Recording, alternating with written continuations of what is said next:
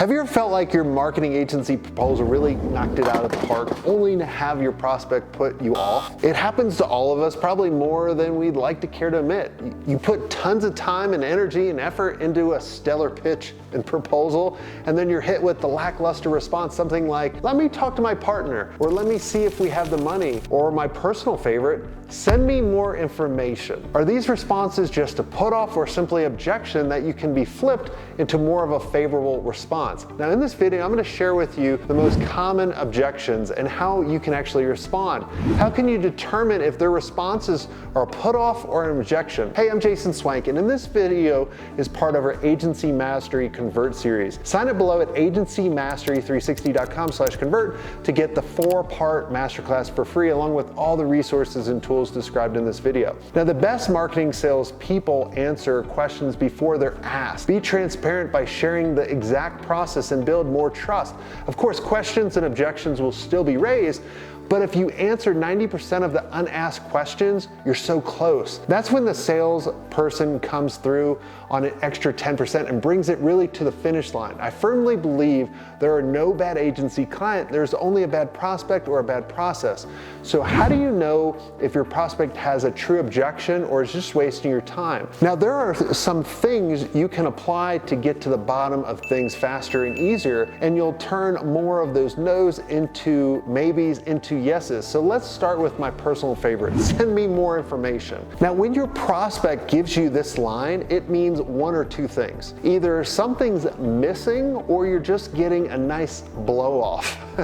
It can be difficult to know which is the case with dealing with this. That's why I tell my clients to ask what, when, and why. These 3 simple questions will help you determine whether you need help with your prospect overcoming the hang-up or whether they're putting you off. Ask what? What information would you like me to send you? This helps you determine what might be missing from your proposal or what else they need to know before they can actually say yes. Sometimes we're just too close to the business and don't realize we aren't sharing as much as needed in order to make it an easier decision for that prospect. Ask when would you like me to send you this information? Maybe they're trying to be more specific on deadlines or achieve a time-sensitive goal. You want to follow up with the right information at the right time in order to increase your chances of working together. Ask why do you need additional information? This will help you determine and understand more of the specific goals the prospect is trying to achieve. It might also reveal whether you're speaking to the right decision maker or not. Perhaps the person you're working with says they need more information to pass along to their boss or their business partner. You need to get in front of the right person or people to answer their questions accurately. If someone is just blowing you off, they won't have good answers for these questions. On the other hand, a good prospect who is genuinely interested in working with your agency will have very specific pieces of information they're requesting, as well as a timeline and a reason. So next, assuring this is still a legitimate prospect, you're obviously agreeing to send them information, but make sure to set up the meeting right then and there. Get a commitment up front. That's how you're going to close the business and stop wasting time on the wrong prospects. Number 2, let me think about it. Another equally frustrating sales objection is when you spend tons of time with a prospect only to hear something, let me think about it. Is this a real sales objection or just a put off? Do they actually need more time to think about it? Unfortunately, this is pretty typical response.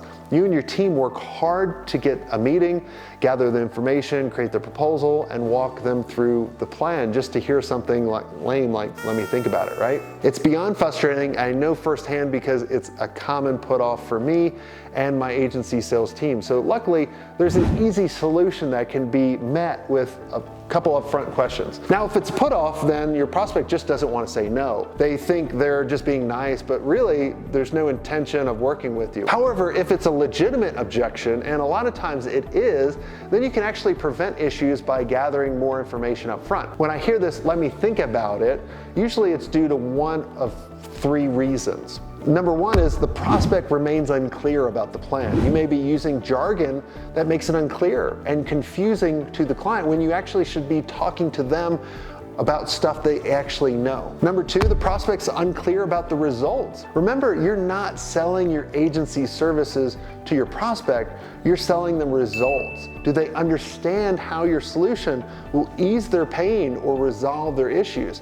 Have you established trust and authority in order to build their confidence in your ability to deliver the success or the successful results that they actually want? Number three, your agency is unclear on one or more of the NBAT criteria. That's the need, budget, authority, and timing. NBAT's the best way to qualify your prospects so you don't have to waste time with the wrong prospect and spend time with the right prospects. So as you prepare for your next business pitch, instead of dreading the "let me think about it" line, approach the pitch more proactively. Make sure you're clear on defining the plan, the results. Make sure you have the full understanding of NBAT. When you have all of these covered, you're dramatically going to reduce and even eliminate that objection. Number three, we had a bad agency experience. Now, of course, you want to win new agency business, and it can be hard when your prospects have already had a negative experience with the competition, which is another objection you may actually find. The first impression can be an everlasting and really good, bad, or indifferent. And unfortunately, sometimes you can be held accountable for the negative impression left by the awful experience of another bad agency. Now, these experiences can be a common objection as the prospect doesn't fully understand what separates your agency from all the others, whether it's a poor communication in terms of expectations and deliverables, or strategy, or just a clash in personality. Bad experiences happen, and the best thing you can do is educate your prospect that this isn't the norm. And how can your agency turn around a prior bad experience? Educate them on the plan.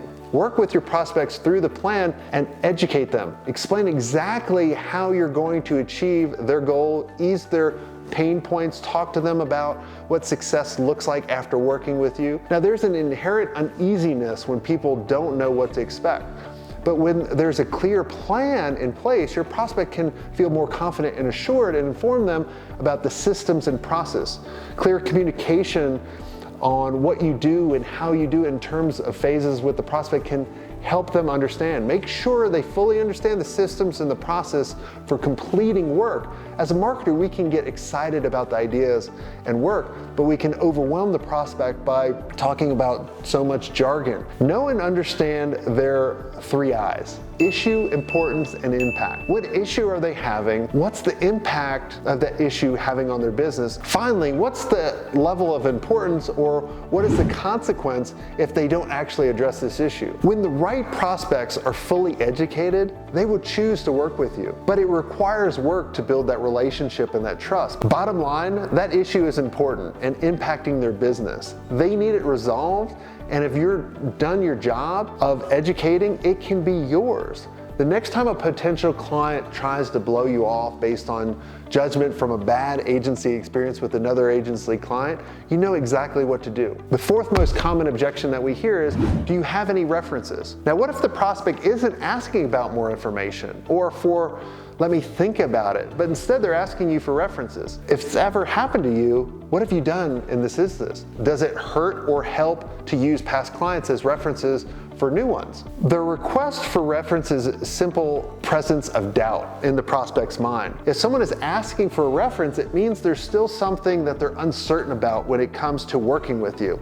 And the bottom line, that means there's a hole in your sales process. Yes, some people just like to double check that they're making sure the right choice with the reference. But if they're doing this, it's also possible that somewhere in your sales process you failed to earn their trust fully and to prove your value. Frankly, giving them reference actually hurts your agency business.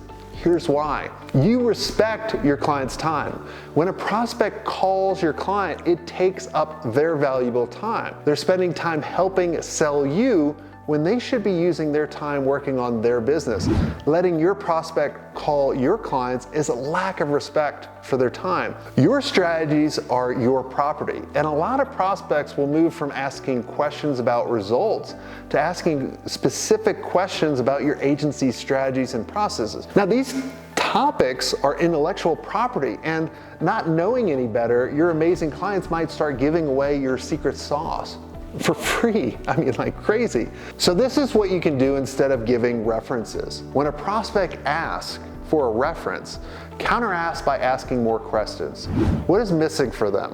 What are they unsure about? You want to see what else you can clear up for them instead of letting a reference or a testimonial talk them into or even out of working with you. First, find out what's missing and why they want to speak to a reference. Answer all their concerns and objections you can. Next, tell them exactly why references may not be what they actually need. Finally, tell your prospect you want to share a case story or two instead of a reference. They can often accomplish the same trust building that a reference can without monopolizing your client's time and putting your IP at risk. If after more discussion they still want references, only do this at least as a last resort. Make sure you have a client or two that you trust and have previously discussed being contacted. Number 5, the most common objections is another agency will do it cheaper. After answering all the questions and often every bit of information, you can ease the prospect's mind about working with you, and you may find they're haggling your agency over price. They say something like, this proposal is pretty steep, or I got a cheaper quote from someone else. Now, this may be a case of an uninformed prospect who just needs a little bit more education, or this might be a sign of a bad agency prospect who is not the right fit for your agency.